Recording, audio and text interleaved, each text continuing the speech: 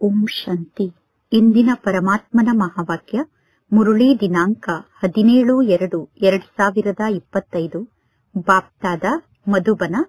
ಮಧುರ ಮಕ್ಕಳೇ, ಸ್ವಯಂ ಪರಮಾತ್ಮ ತಂದೆ ನಿಮ್ಮ ಅತಿಥಿಯಾಗಿ ನಿಮ್ಮ ಬಳಿ ಬಂದಿದ್ದಾರೆ ಅಂದ ಮೇಲೆ ನೀವು ಪರಮಾತ್ಮ ತಂದೆಗೆ ಗೌರವವನ್ನು ಕೊಟ್ಟು ಪರಮಾತ್ಮ ತಂದೆಗೆ ಸತ್ಕಾರವನ್ನು ಮಾಡಬೇಕು. ಹೇಗೆ ಪ್ರೀತಿಯಿಂದ ಪರಮಾತ್ಮ ತಂದೆಯನ್ನು ಕರೆದಿದ್ದೀರೋ ಅದೇ ರೀತಿ ಪ್ರೀತಿಯಿಂದ ಪರಮಾತ್ಮ ತಂದೆಗೆ ಗೌರವವನ್ನು ಕೊಟ್ಟು ಪರಮಾತ್ಮ ತಂದೆಗೆ ಸತ್ಕಾರವನ್ನು ಮಾಡಬೇಕು. ಪರಮಾತ್ಮ ತಂದೆಗೆ ನಿರಾಧಾರವನ್ನು ಮಾಡಬಾರದು, ಅಂದರೆ ಪರಮಾತ್ಮ ತಂದೆಯನ್ನು ತಿರಸ್ಕಾರ ಮಾಡಬಾರದು. ಇಂದಿನ ಪ್ರಶ್ನೆಯಾಗಿದೆ, ಮಕ್ಕಳಾದ ನಿಮಗೆ ಸದಾ ಯಾವೊಂದು ನಶೆ ಏರಿರಬೇಕು? ಒಂದು ವೇಳೆ ನಶೆ ಏರಿಲ್ಲ ಅಂದರೆ ಪರಮಾತ್ಮ ತಂದೆ ಏನೆಂದು ಹೇಳುತ್ತಾರೆ? ಉತ್ತರ, ಸರ್ವಶ್ರೇಷ್ಠ ಮಾಲೀಕ ಆದಂತಹ ಪರಮಾತ್ಮ ತಂದೆ ಈ ಪತಿತ ಜಗತ್ತಿನಲ್ಲಿ ನಮ್ಮ ಅತಿಥಿಯಾಗಿ ನಮ್ಮ ಬಳಿ ಬಂದಿದ್ದಾರೆ ಅನ್ನುವ ನಶೆ ನಿಮಗೆ ಸದಾ ಏರಿರಬೇಕು. ಆದರೆ ನಂಬರ್ ವಾರಾಗಿ ಮಕ್ಕಳಿಗೆ ನಶೆ ಏರುತ್ತದೆ. ಕೆಲವರು ಪರಮಾತ್ಮ ತಂದೆಗೆ ಮಕ್ಕಳಾಗಿ ಪುನಃ ಸಂಶಯ ಬುದ್ಧಿಯುಳ್ಳವರಾಗಿ ಪರಮಾತ್ಮ ತಂದೆಯ ಕೈಯನ್ನೇ ಬಿಟ್ಟು ಬಿಡುತ್ತಾರೆ. ಅಂತವರನ್ನು ನೋಡಿ ಹೇಳಲಾಗುತ್ತದೆ, ಅವರ ಅದೃಷ್ಟವೇ ಆ ರೀತಿ ಇದೆ ಎಂದು. ಓಂ ಶಾಂತಿ, ಓಂ ಶಾಂತಿ. 2 ಬಾರಿ ಓಂ ಶಾಂತಿ ಎಂದು ಹೇಳಬೇಕಾಗುತ್ತದೆ. ಇಲ್ಲಿ ಮಕ್ಕಳಿಗೆ ಗೊತ್ತಿದೆ, ಒಂದನೆಯದಾಗಿ ಪರಮಾತ್ಮ ತಂದೆ ಓಂ ಶಾಂತಿ ಎಂದು ಹೇಳುತ್ತಾರೆ, ಇನ್ನು ಎರಡನೆಯದಾಗಿ ಈ ಬ್ರಹ್ಮ ತಂದೆ ಕೂಡ ಓಂ ಶಾಂತಿ ಎಂದು ಹೇಳುತ್ತಾರೆ. ಏಕೆಂದರೆ ಶಿವ ತಂದೆ ಮತ್ತು ಬ್ರಹ್ಮ ತಂದೆ ಇಬ್ಬರು ಒಟ್ಟಿಗೆ ಇದ್ದಾರೆ ತಾನೆ. ಭಗವಂತ ತಂದೆಗೆ ಎಷ್ಟು ಶ್ರೇಷ್ಠ ರೂಪದಲ್ಲಿ ಮಹಿಮೆಯನ್ನು ಮಾಡುತ್ತಾರೆ. ಆದರೆ ಗಾಡ್ ಫಾದರ್ ಪರಮಾತ್ಮ ತಂದೆ ಅನ್ನುವ ಶಬ್ದ ಎಷ್ಟೊಂದು ಸಾಧಾರಣ ಶಬ್ದ ಆಗಿದೆ.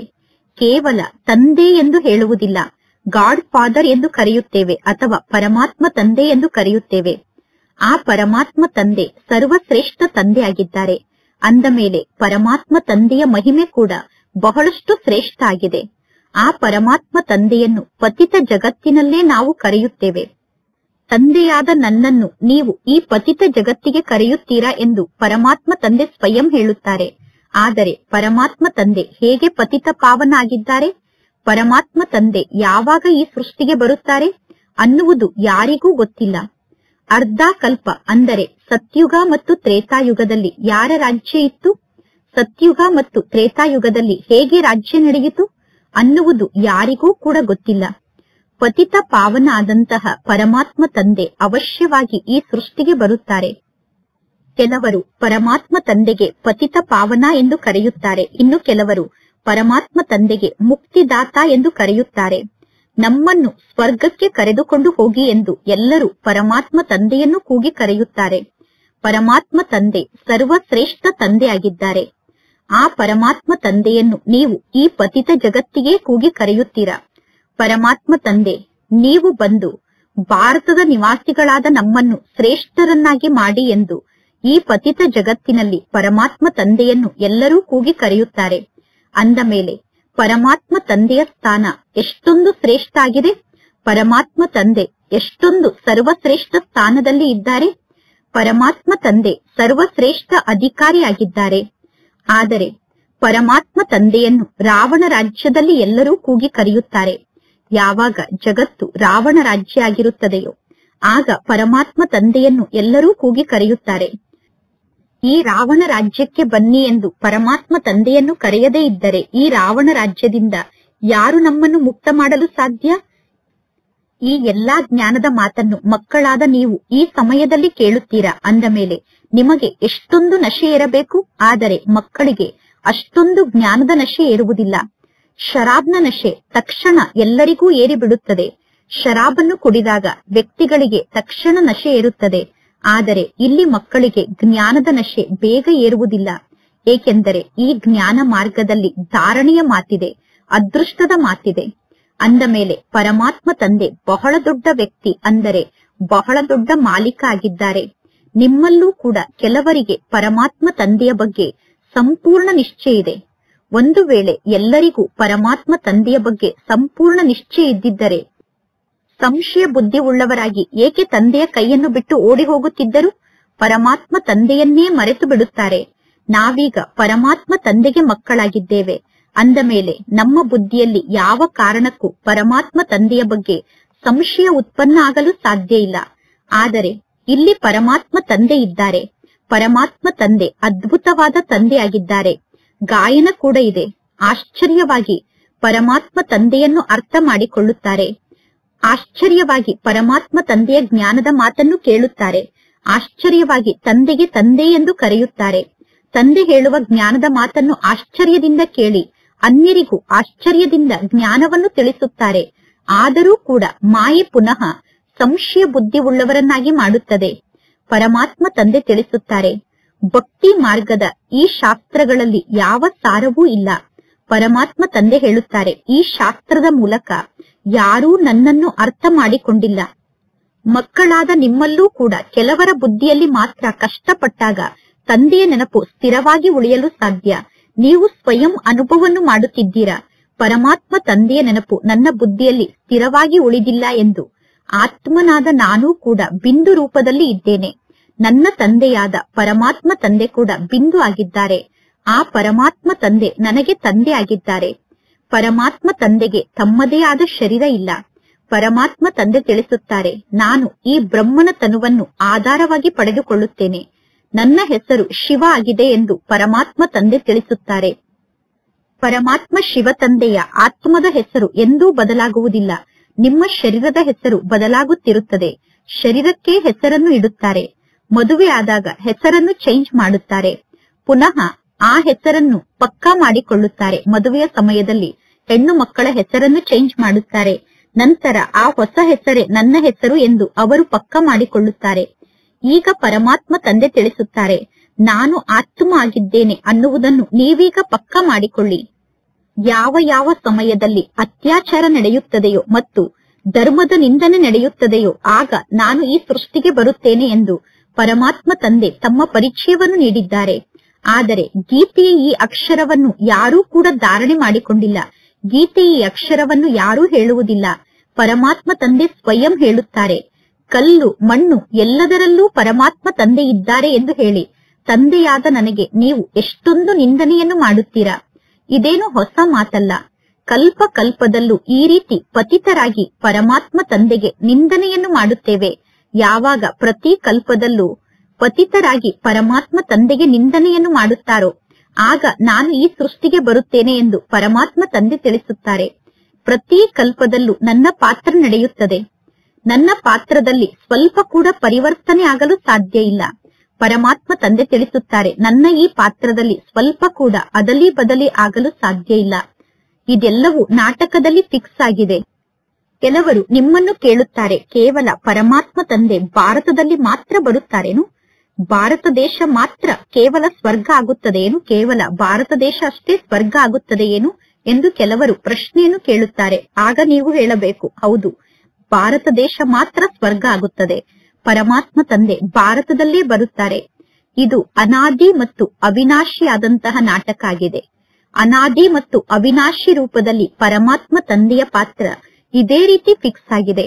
ಪರಮಾತ್ಮ ತಂದೆ ಎಷ್ಟೊಂದು ಸರ್ವಶ್ರೇಷ್ಠ ಆಗಿದ್ದಾರೆ. ಪತಿತರನ್ನು ಪಾವನರನ್ನಾಗಿ ಮಾಡುವಂತಹ ಪರಮಾತ್ಮ ತಂದೆ ತಿಳಿಸುತ್ತಾರೆ, ನೀವು ನನ್ನನ್ನು ಪತಿತ ಜಗತ್ತಿಗೆ ಕರೆಯುತ್ತೀರಾ. ನಾನಂತೂ ಸದಾ ಪಾವನ ಆಗಿದ್ದೇನೆ. ನನ್ನನ್ನು ಪಾವನ ಜಗತ್ತಿಗೆ ನೀವು ಕರೆಯಬೇಕು. ಆದರೆ ನೀವು ನನ್ನನ್ನು ಪಾವನ ಜಗತ್ತಿಗೆ ಕರೆಯುವುದಿಲ್ಲ. ಪಾವನ ಜಗತ್ತಿಗೆ ನನ್ನನ್ನು ಕರೆಯುವ ಅವಶ್ಯಕತೆ ಇಲ್ಲ. ಪತಿತ ಜಗತ್ತಿಗೆ ನನ್ನನ್ನು ಕರೆಯುತ್ತೀರಾ. ಪರಮಾತ್ಮ ತಂದೆ, ನೀವು ಈ ಪತಿತ ಜಗತ್ತಿಗೆ ಬಂದು ನಮ್ಮನ್ನು ಪಾವನ ಮಾಡಿ ಎಂದು ಪರಮಾತ್ಮ ತಂದೆಯನ್ನು ಕರೆಯುತ್ತೀರಾ. ಅಂದ ಮೇಲೆ ಪರಮಾತ್ಮ ತಂದೆ ಎಷ್ಟು ದೊಡ್ಡ ಅತಿಥಿಯಾಗಿದ್ದಾರೆ. ಅರ್ಧ ಕಲ್ಪದಿಂದ ನೀವು ತಂದೆಯಾದ ನನ್ನನ್ನು ನೆನಪು ಮಾಡುತ್ತಾ ಬಂದಿದ್ದೀರಾ. ಯಾರಾದರೂ ದೊಡ್ಡ ವ್ಯಕ್ತಿಗಳನ್ನು ಅತಿಥಿಯ ರೂಪದಲ್ಲಿ ಕರೆದರೆ 1 ವರ್ಷ ಅಥವಾ 2 ವರ್ಷ ನೀವು ನಮ್ಮ ಮನೆಗೆ ಅತಿಥಿಯಾಗಿ ಬನ್ನಿ ಎಂದು ಕರೆಯುತ್ತಾರೆ. ಇಂತಹ ದೊಡ್ಡ ವ್ಯಕ್ತಿಗಳು ಈ ವರ್ಷ ಬರದೇ ಇದ್ದರೆ ಮುಂದಿನ ವರ್ಷ ಅವಶ್ಯವಾಗಿ ನಮ್ಮ ಮನೆಗೆ ಬರುತ್ತಾರೆ ಎಂದು ಜನ ಹೇಳುತ್ತಾರೆ. ಆದರೆ ಪರಮಾತ್ಮ ತಂದೆಯನ್ನು ನೀವು ಅರ್ಧ ಕಲ್ಪದಿಂದ ನೆನಪು ಮಾಡುತ್ತಾ ಬಂದಿದ್ದೀರಾ. ಪರಮಾತ್ಮ ತಂದೆ ಈ ಸೃಷ್ಟಿಗೆ ಬರುವಂತಹ ಪಾತ್ರ ಕೂಡ ಫಿಕ್ಸ್ ಆಗಿದೆ. ಪರಮಾತ್ಮ ತಂದೆಯ ಬಗ್ಗೆ ಯಾರಿಗೂ ಗೊತ್ತಿಲ್ಲ. ಪರಮಾತ್ಮ ತಂದೆ ಬಹಳಷ್ಟು ಸರ್ವಶ್ರೇಷ್ಠ ತಂದೆಯಾಗಿದ್ದಾರೆ. ಮನುಷ್ಯರು ಒಂದು ಕಡೆ ಪ್ರೀತಿಯಿಂದ ಪರಮಾತ್ಮ ತಂದೆಯನ್ನು ಕರೆಯುತ್ತಾರೆ, ಇನ್ನೊಂದು ಕಡೆ ಪರಮಾತ್ಮ ತಂದೆಯ ಮಹಿಮೆಗೆ ಕಲೆ ಬರುವಂತೆ ಮಾಡುತ್ತಾರೆ, ಅಂದರೆ ಕಲೆಯನ್ನು ಹಚ್ಚುತ್ತಾರೆ. ವಾಸ್ತವದಲ್ಲಿ ಎಲ್ಲರಿಗಿಂತ ಬಹಳ ದೊಡ್ಡ ಅತಿಥಿ, ಅಂದರೆ ಬಹಳಷ್ಟು ಮಹಿಮೆ ಉಳ್ಳಂತಹ ಅತಿಥಿ, ಸರ್ವಶ್ರೇಷ್ಠ ಅತಿಥಿ ಅಂದರೆ ಪರಮಾತ್ಮ ತಂದೆಯಾಗಿದ್ದಾರೆ. ಈ ಸೃಷ್ಟಿಯಲ್ಲಿ ಎಲ್ಲರಿಗಿಂತ ಬಹಳ ದೊಡ್ಡ ಸರ್ವಶ್ರೇಷ್ಠ ಅತಿಥಿ ಪರಮಾತ್ಮ ತಂದೆಯಾಗಿದ್ದಾರೆ. ಎಲ್ಲರಿಗಿಂತ ಜಾಸ್ತಿ ಮಹಿಮೆ ಉಳ್ಳಂತಹ ಅತಿಥಿ ಪರಮಾತ್ಮ ತಂದೆಯಾಗಿದ್ದಾರೆ. ಆದರೆ ಅಂತಹ ಪರಮಾತ್ಮ ತಂದೆಯ ಮಹಿಮೆಗೆ ಕಲೆಯನ್ನು ಹಚ್ಚಿಬಿಟ್ಟಿದ್ದಾರೆ. ಪರಮಾತ್ಮ ತಂದೆ ಕಲ್ಲು ಮಣ್ಣು ಎಲ್ಲದರಲ್ಲೂ ಇದ್ದಾರೆ ಎಂದು ಹೇಳುತ್ತಾರೆ. ಪರಮಾತ್ಮ ತಂದೆ ಎಷ್ಟೊಂದು ಶ್ರೇಷ್ಠ ಅಧಿಕಾರಿಯಾಗಿದ್ದಾರೆ. ಪರಮಾತ್ಮ ತಂದೆಯನ್ನು ಬಹಳಷ್ಟು ಪ್ರೀತಿಯಿಂದ ಕರೆಯುತ್ತಾರೆ. ಆದರೆ ಮನುಷ್ಯರು ಸಂಪೂರ್ಣ ಬುದ್ಧಿಹೀನರಾಗಿದ್ದಾರೆ. ನಾನು ನಿಮಗೆ ತಂದೆಯಾಗಿದ್ದೇನೆ ಎಂದು, ತಂದೆಯಾದ ನಾನೇ ಬಂದು ನಿಮಗೆ ಪರಿಚಯವನ್ನು ನೀಡುತ್ತೇನೆ ಎಂದು ಪರಮಾತ್ಮ ತಂದೆ ತಿಳಿಸುತ್ತಾರೆ. ನೀವು ಗಾಡ್ ಫಾದರ್ ಎಂದು ಪರಮಾತ್ಮ ತಂದೆಯಾದ ನನಗೇ ಕರೆಯುತ್ತೀರಾ. ಯಾವಾಗ ನೀವೆಲ್ಲರೂ ರಾವಣನ ಬಂಧನದಲ್ಲಿ ಸಿಕ್ಕಿ ಹಾಕಿಕೊಳ್ಳುತ್ತೀರೋ ಆಗ ಪರಮಾತ್ಮ ತಂದೆ ಈ ಸೃಷ್ಟಿಗೆ ಬರಬೇಕಾಗುತ್ತದೆ. ಏಕೆಂದರೆ ಎಲ್ಲರೂ ಭಕ್ತರಾಗಿದ್ದಾರೆ, ಅಥವಾ ಎಲ್ಲರೂ ವಧುಗಳಾಗಿದ್ದಾರೆ, ಎಲ್ಲರೂ ಸೀತೆಯರಾಗಿದ್ದಾರೆ. ಪರಮಾತ್ಮ ತಂದೆ ಒಬ್ಬರೇ ವರ ಆಗಿದ್ದಾರೆ, ಅಂದರೆ ಪರಮಾತ್ಮ ತಂದೆ ರಾಮ ಆಗಿದ್ದಾರೆ. ಇಲ್ಲಿ ಒಬ್ಬ ಸೀತೆಯ ಮಾತಿಲ್ಲ. ಎಲ್ಲಾ ಸೀತೆಯರನ್ನು ಪರಮಾತ್ಮ ತಂದೆ ರಾವಣನ ಜೈಲಿನಿಂದ ಮುಕ್ತ ಮಾಡುತ್ತಾರೆ. ಇದು ಬೇಹದ್ದಿನ ಮಾತಾಗಿದೆ. ಈ ಜಗತ್ತು ಹಳೆಯ ಪತಿತ ಜಗತ್ತಾಗಿದೆ. ಈ ಜಗತ್ತು ಹಳೆಯ ಜಗತ್ತಾಗುವುದು, ಪುನಃ ಈ ಜಗತ್ತು ಹೊಸ ಜಗತ್ತಾಗುವುದು ನಾಟಕದಲ್ಲಿ ಎಕ್ಯುರೇಟ್ ಆಗಿ ಫಿಕ್ಸ್ ಆಗಿದೆ. ಈ ಜಗತ್ತಿನಲ್ಲಿ ಕೆಲವರ ಶರೀರ ಬೇಗ ಹಳೆಯ ಶರೀರ ಆಗುತ್ತದೆ, ಕೆಲವರ ಶರೀರ ಹಳೆಯ ಶರೀರ ಆಗಲು ಜಾಸ್ತಿ ಸಮಯವನ್ನು ತೆಗೆದುಕೊಳ್ಳುತ್ತದೆ. ಈ ನಾಟಕ ಎಕ್ಯುರೇಟ್ ಆಗಿ ಫಿಕ್ಸ್ ಆಗಿದೆ. ಸಂಪೂರ್ಣ 5000 ವರ್ಷದ ನಂತರ ನಾನು ಈ ಸೃಷ್ಟಿಗೆ ಬರಬೇಕಾಗುತ್ತದೆ.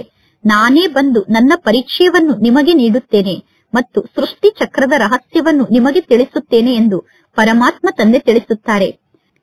ಯಾರಿಗೂ ಪರಮಾತ್ಮ ತಂದೆಯ ಪರಿಚಯ ಗೊತ್ತಿಲ್ಲ. ಬ್ರಹ್ಮ ವಿಷ್ಣು ಶಂಕರರ ಪರಿಚಯ ಕೂಡ ಯಾರಿಗೂ ಗೊತ್ತಿಲ್ಲ.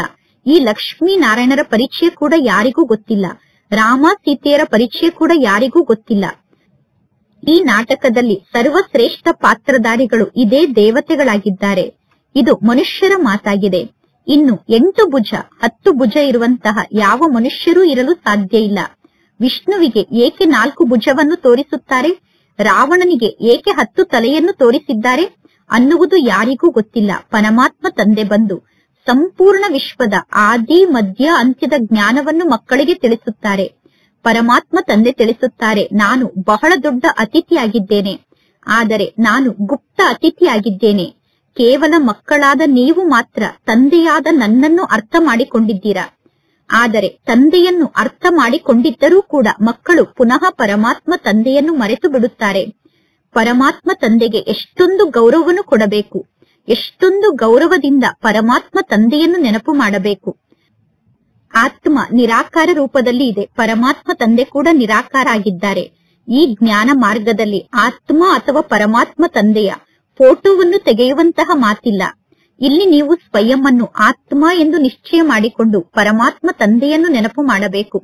ದೇಹಾಭಿಮಾನವನ್ನು ತ್ಯಾಗ ಮಾಡಬೇಕು.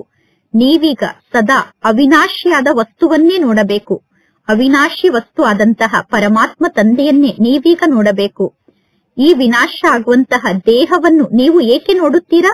ನೀವೀಗ ಅವಿನಾಶಿ ಆತ್ಮವನ್ನೇ ನೋಡಬೇಕು. ನೀವು ಆತ್ಮ ಅಭಿಮಾನಿಯಾಗಿ, ಆತ್ಮ ಅಭಿಮಾನಿ ಆಗುವ ಮಾತಿನಲ್ಲೇ ಬಹಳಷ್ಟು ಪರಿಶ್ರಮ ಇದೆ. ನೀವು ಎಷ್ಟು ಜಾಸ್ತಿ ಸಮಯ ಪರಮಾತ್ಮ ತಂದೆಯ ನೆನಪಿನಲ್ಲಿ ಸ್ಥಿತ ಆಗಿರುತ್ತೀರೋ ಅಷ್ಟು ಕರ್ಮಾತೀತ ಸ್ಥಿತಿಯನ್ನು ಪ್ರಾಪ್ತಿ ಮಾಡಿಕೊಂಡು ಶ್ರೇಷ್ಠ ಪದವಿಯನ್ನು ಪಡೆದುಕೊಳ್ಳುತ್ತೀರಾ. ಪರಮಾತ್ಮ ತಂದೆ ಬಹಳ ಸಹಜವಾದ ಯೋಗವನ್ನು ಕಲಿಸುತ್ತಾರೆ, ಅಂದರೆ ಸದಾ ತಂದೆಯ ನೆನಪನ್ನು ಮಾಡುವುದನ್ನು ತಂದೆ ಕಲಿಸುತ್ತಾರೆ. ಯೋಗದಲ್ಲಿ ಅನೇಕ ಪ್ರಕಾರದ ಯೋಗ ಇದೆ. ನೆನಪು ಅನ್ನುವ ಶಬ್ದ ಯಥಾರ್ಥವಾದ ಶಬ್ದ ಆಗಿದೆ. ಪರಮಾತ್ಮ ತಂದೆಯನ್ನು ನೆನಪು ಮಾಡುವ ಮಾತಿನಲ್ಲೇ ಪರಿಶ್ರಮ ಇದೆ. ಎಲ್ಲೋ ಕೆಲವರು ಪರಮಾತ್ಮ ತಂದೆಗೆ ಸತ್ಯವನ್ನು ಹೇಳುತ್ತಾರೆ, ನಾನು ಇಡೀ ದಿನದಲ್ಲಿ ಇಷ್ಟು ಸಮಯ ನಿಮ್ಮ ನೆನಪಿನಲ್ಲಿ ಇದ್ದೆ ಎಂದು. ಕೆಲವು ಮಕ್ಕಳು ಮಾತ್ರ ಸತ್ಯವನ್ನು ಹೇಳುತ್ತಾರೆ, ಅಂದರೆ ಇಡೀ ದಿನದಲ್ಲಿ ಇಷ್ಟು ಸಮಯ ಮಾತ್ರ ನನಗೆ ನಿಮ್ಮ ನೆನಪಿತ್ತು ಎಂದು ಕೆಲವು ಮಕ್ಕಳು ಸತ್ಯವನ್ನು ಹೇಳುತ್ತಾರೆ. ಯಾರು ಪರಮಾತ್ಮ ತಂದೆಯನ್ನು ನೆನಪು ಮಾಡುವುದಿಲ್ಲವೋ ಅವರಿಗೆ ಪರಮಾತ್ಮ ತಂದೆಯ ಸಮ್ಮುಖದಲ್ಲಿ ಸತ್ಯವನ್ನು ಹೇಳಲು ನಾಚಿಕೆ ಆಗುತ್ತದೆ. ಅಂತಹ ಮಕ್ಕಳು ತಂದೆಗೆ ಪತ್ರವನ್ನು ಬರೆಯುತ್ತಾರೆ, ಇಡೀ ದಿನದಲ್ಲಿ 1 ಗಂಟೆ ತಂದೆಯ ನೆನಪಿನಲ್ಲಿ ನಾನು ಸ್ಥಿತ ಆಗಿದ್ದೆ ಎಂದು. 1 ಗಂಟೆ ತಂದೆಯನ್ನು ನಾನು ನೆನಪು ಮಾಡಿದೆ ಎಂದು ಹೇಳಲು ನಿಮಗೆ ನಾಚಿಕೆ ಆಗಬೇಕು. 24 ಗಂಟೆಯಲ್ಲಿ ಕೇವಲ 1 ಗಂಟೆ ತಂದೆಯನ್ನು ನೆನಪು ಮಾಡುತ್ತಿದ್ದೀರಾ ಅಂದ ಮೇಲೆ ನಿಮಗೆ ನಾಚಿಕೆ ಆಗಬೇಕು ಎಂದು ತಂದೆ ಹೇಳುತ್ತಾರೆ. ಇಂತಹ ಪರಮಾತ್ಮ ತಂದೆಯನ್ನು ಹಗಲು ರಾತ್ರಿ ನೆನಪು ಮಾಡಬೇಕು. ಆದರೆ ನಾವು ಕೇವಲ 1 ಗಂಟೆ ಮಾತ್ರ ಪರಮಾತ್ಮ ತಂದೆಯನ್ನು ನೆನಪು ಮಾಡುತ್ತಿದ್ದೇವೆ. ಪರಮಾತ್ಮ ತಂದೆಯನ್ನು ನೆನಪು ಮಾಡುವುದು ಬಹಳಷ್ಟು ಗುಪ್ತವಾದ ಪರಿಶ್ರಮದ ಮಾತಾಗಿದೆ. ಪರಮಾತ್ಮ ತಂದೆಯನ್ನು ಎಲ್ಲರೂ ಕೂಗಿ ಕರೆಯುತ್ತಾರೆ. ಅಂದ ಮೇಲೆ ಪರಮಾತ್ಮ ತಂದೆ ಅತೀ ದೂರದಿಂದ ಬರುವಂತಹ ಅತಿಥಿಯಾಗಿದ್ದಾರೆ. ಪರಮಾತ್ಮ ತಂದೆ ತಿಳಿಸುತ್ತಾರೆ, ನಾನು ಹೊಸ ಜಗತ್ತಿಗೆ ಅತಿಥಿಯಾಗಿ ಬರುವುದಿಲ್ಲ, ನಾನು ಹಳೆಯ ಜಗತ್ತಿನಲ್ಲೇ ಬರುತ್ತೇನೆ. ನಾನು ಬಂದು ಹೊಸ ಜಗತ್ತನ್ನು ಸ್ಥಾಪನೆ ಮಾಡುತ್ತೇನೆ. ಇದು ಹಳೆಯ ಜಗತ್ತಾಗಿದೆ, ಇದು ಹಳೆಯ ಜಗತ್ತಾಗಿದೆ ಅನ್ನುವುದೂ ಕೂಡ ಯಥಾರ್ಥವಾಗಿ ಯಾರಿಗೂ ಗೊತ್ತಿಲ್ಲ. ಹೊಸ ಜಗತ್ತಿನ ಆಯಸ್ಸಿನ ಬಗ್ಗೆ ಕೂಡ ಯಾರಿಗೂ ಗೊತ್ತಿಲ್ಲ. ಪರಮಾತ್ಮ ತಂದೆ ತಿಳಿಸುತ್ತಾರೆ, ನಾನು ಬಂದು ಈ ಜ್ಞಾನವನ್ನು ನಿಮಗೆ ನೀಡುತ್ತೇನೆ. ಈ ನಾಟಕದ ಅನುಸಾರ ಪುನಃ ಈ ಜ್ಞಾನ ಮಾಯ ಆಗಿ ಬಿಡುತ್ತದೆ. ಪುನಃ ಕಲ್ಪದ ನಂತರ ಇದೇ ಪಾತ್ರ ಪುನರಾವರ್ತನೆ ಆಗುತ್ತದೆ. ನೀವು ತಂದೆಯಾದ ನನ್ನನ್ನು ಕೂಗಿ ಕರೆಯುತ್ತೀರಾ. ಪ್ರತಿ ವರ್ಷ ಶಿವ ಜಯಂತಿಯನ್ನು ಆಚರಣೆ ಮಾಡುತ್ತೀರಾ. ಯಾರೆಲ್ಲ ಈ ಸೃಷ್ಟಿಯಲ್ಲಿ ಇದ್ದು ಹೋಗಿದ್ದಾರೋ ಅವರ ಜಯಂತಿಯನ್ನು ಪ್ರತಿ ವರ್ಷ ಆಚರಣೆ ಮಾಡುತ್ತಾರೆ. ಪ್ರತಿ 12 ತಿಂಗಳ ನಂತರ ಶಿವ ಜಯಂತಿಯನ್ನು ನೀವು ಆಚರಣೆ ಮಾಡುತ್ತೀರಾ.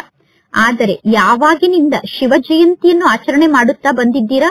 ಯಾವಾಗಿನಿಂದ ನಾವು ಶಿವ ಜಯಂತಿಯನ್ನು ಆಚರಣೆ ಮಾಡುತ್ತಿದ್ದೇವೆ ಅನ್ನುವುದು ಯಾರಿಗೂ ಗೊತ್ತಿಲ್ಲ.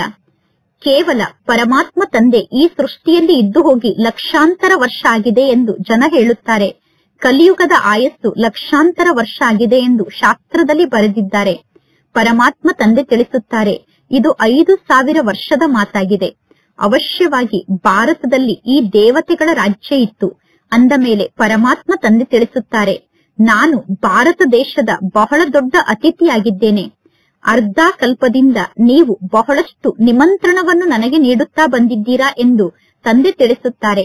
ಯಾವಾಗ ನೀವೆಲ್ಲರೂ ಬಹಳಷ್ಟು ದುಃಖಿಗಳಾಗುತ್ತೀರೋ ಆಗ ಹೇ ಪತಿತ ಪಾವನ ಬನ್ನಿ ಎಂದು ತಂದೆಯಾದ ನನ್ನನ್ನು ಕರೆಯುತ್ತೀರಾ. ಅಂದ ಮೇಲೆ ನಾನೀಗ ಈ ಪತಿತ ಜಗತ್ತಿಗೆ ಬಂದಿದ್ದೇನೆ ಎಂದು ಪರಮಾತ್ಮ ತಂದೆ ತಿಳಿಸುತ್ತಾರೆ. ಅಂದ ಮೇಲೆ ಈ ಪತಿತ ಜಗತ್ತಿನಲ್ಲಿ ನನಗೆ ರಥಾಂತೂ ಬೇಕು ತಾನೆ. ಆತ್ಮ ಅಕಾಲ ಮೂರ್ತಿಯಾಗಿದೆ. ಅಕಾಲ ಮೂರ್ತಿಯಾದಂತಹ ಆತ್ಮಕ್ಕೆ ಈ ಶರೀರ ಸಿಂಹಾಸನ ಆಗಿದೆ. ಪರಮಾತ್ಮ ತಂದೆ ಕೂಡ ಅಕಾಲ ಮೂರ್ತಿಯಾಗಿದ್ದಾರೆ. ಪರಮಾತ್ಮ ತಂದೆ ಈ ಬ್ರಹ್ಮನ ತನು ಅನ್ನುವ ಸಿಂಹಾಸನದಲ್ಲಿ ಬಂದು ವಿರಾಜಮಾನ ಆಗುತ್ತಾರೆ. ಇದೆಲ್ಲ ಬಹಳಷ್ಟು ರಮಣೀಕವಾದ ಮಾತಾಗಿದೆ. ಬೇರೆ ಯಾರಾದರೂ ಈ ಜ್ಞಾನದ ಮಾತನ್ನು ಕೇಳಿದರೆ ಆಶ್ಚರ್ಯ ಪಡುತ್ತಾರೆ. ಈಗ ಪರಮಾತ್ಮ ತಂದೆ ತಿಳಿಸುತ್ತಾರೆ, ಮಕ್ಕಳೇ, ನೀವೀಗ ನನ್ನ ಮತದಂತೆ ನಡೆಯಿರಿ. ಪರಮಾತ್ಮ ಶಿವ ತಂದೆ ನಮಗೆ ಮತವನ್ನು ನೀಡುತ್ತಿದ್ದಾರೆ ಎಂದು ನೀವು ತಿಳಿದುಕೊಳ್ಳಬೇಕು. ಪರಮಾತ್ಮ ಶಿವ ತಂದೆ ಮುರುಳಿಯನ್ನು ನುಡಿಸುತ್ತಿದ್ದಾರೆ ಎಂದು ನೀವು ತಿಳಿದುಕೊಳ್ಳಬೇಕು. ಈ ಬ್ರಹ್ಮ ತಂದೆ ಕೂಡ ತಿಳಿಸುತ್ತಾರೆ, ನಾನು ಪರಮಾತ್ಮ ಶಿವ ತಂದೆ ತಿಳಿಸುವಂತಹ ಮುರುಳಿಯನ್ನು ಕೇಳಿ ಆ ಜ್ಞಾನದ ಮಾತನ್ನು ನಿಮಗೆ ತಿಳಿಸುತ್ತೇನೆ. ಅಂದ ಮೇಲೆ ಜ್ಞಾನವನ್ನು ತಿಳಿಸುವಂತವರು ಒಬ್ಬ ಪರಮಾತ್ಮ ಶಿವ ತಂದೆ ಆಗಿದ್ದಾರೆ. ಈ ಬ್ರಹ್ಮ ತಂದೆ ನಂಬರ್ 1 ಪೂಜ್ಯ ಆಗುತ್ತಾರೆ. ನಂತರ ಈ ಬ್ರಹ್ಮ ತಂದೆ ನಂಬರ್ 1 ಪೂಜಾರಿ ಆಗುತ್ತಾರೆ. ಈಗ ಈ ಬ್ರಹ್ಮ ತಂದೆ ಕೂಡ ಪುರುಷಾರ್ಥಿಯಾಗಿದ್ದಾರೆ. ಮಕ್ಕಳಾದ ನೀವು ಸದಾ ತಿಳಿದುಕೊಳ್ಳಬೇಕು, ನಮಗೆ ಪರಮಾತ್ಮ ಶಿವ ತಂದೆಯ ಶ್ರೀಮತ ಪ್ರಾಪ್ತಿಯಾಗಿದೆ. ಈ ಬ್ರಹ್ಮ ತಂದೆ ನಿಮಗೆ ಮತವನ್ನು ನೀಡಿದರೂ ಕೂಡ ಪರಮಾತ್ಮ ಶಿವ ತಂದೆ ನಮಗೆ ಶ್ರೀಮತವನ್ನು ನೀಡಿದ್ದಾರೆ ಎಂದು ನೀವು ತಿಳಿದುಕೊಳ್ಳಬೇಕು. ಒಂದು ವೇಳೆ ಯಾವುದಾದರೂ ಉಲ್ಟಾ ಕಾರ್ಯ ನಡೆದರೆ, ಉಲ್ಟಾ ಮಾತು ನಡೆದರೆ ಪರಮಾತ್ಮ ಶಿವ ತಂದೆ ಆ ಮಾತನ್ನು ಸರಿಪಡಿಸುತ್ತಾರೆ. ನೀವು ಸದಾ ಪರಮಾತ್ಮ ಶಿವ ತಂದೆಯ ಶ್ರೀಮತ ಎಂದು ತಿಳಿದುಕೊಂಡು ಶ್ರೀಮತದಂತೆ ನಡೆದರೆ, ಅಲ್ಲಿ ತಪ್ಪು ಕಾರ್ಯ ನಡೆದರೂ ಕೂಡ ತಂದೆ ಅದನ್ನು ಸರಿಪಡಿಸುತ್ತಾರೆ.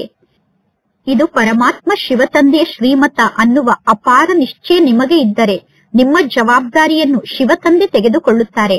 ನೀವು ಶಿವ ತಂದೆಯ ಶ್ರೀಮತ ಎಂದು ತಿಳಿದುಕೊಂಡು ಕಾರ್ಯವನ್ನು ಮಾಡಿದರೆ ಅಲ್ಲಿ ಏನಾದರೂ ತಪ್ಪು ನಡೆದರೂ ಕೂಡ ಅದಕ್ಕೆ ಶಿವ ತಂದೆ ಜವಾಬ್ದಾರ ಆಗಿರುತ್ತಾರೆ.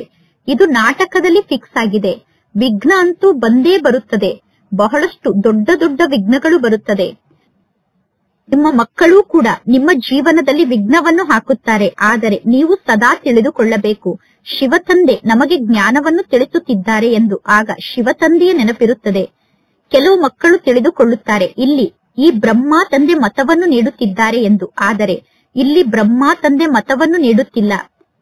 ಒಂದು ವೇಳೆ ಬ್ರಹ್ಮ ತಂದೆ ಮತವನ್ನು ನೀಡಿದರೂ ಕೂಡ ನೀವು ಆ ಮತದಂತೆ ನಡೆದಾಗ ಏನಾದರೂ ತಪ್ಪು ಕಾರ್ಯ ನಡೆದರೆ ಅಲ್ಲಿ ಶಿವ ತಂದೆ ಜವಾಬ್ದಾರ ಆಗಿದ್ದಾರೆ. ಆದರೆ ಮಕ್ಕಳಲ್ಲಿ ಬಹಳಷ್ಟು ದೇಹಾಭಿಮಾನ ಇದೆ. ಆದ್ದರಿಂದ ಗಳಿಗೆ ಗಳಿಗೆಗೂ ಈ ಬ್ರಹ್ಮ ತಂದೆಯನ್ನೇ ಮಕ್ಕಳು ನೋಡುತ್ತಿರುತ್ತಾರೆ.